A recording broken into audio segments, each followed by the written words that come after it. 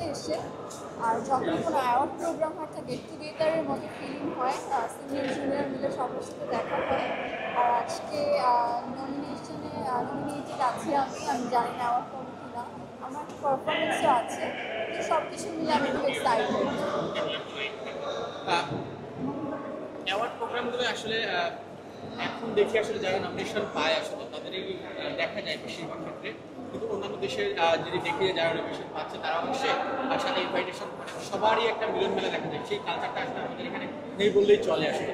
এই বিষয়টা নিয়ে বা এই প্রজন্মের শিল্পীরা এই বিষয়টা নিয়ে কি বলবেন?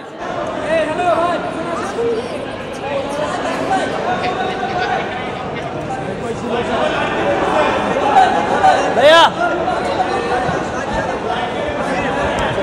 ভাই লাইটের সামনে থেকে সরেন ভাই, লাইটের সামনে থেকে সরেন, লাইটটা সরেন।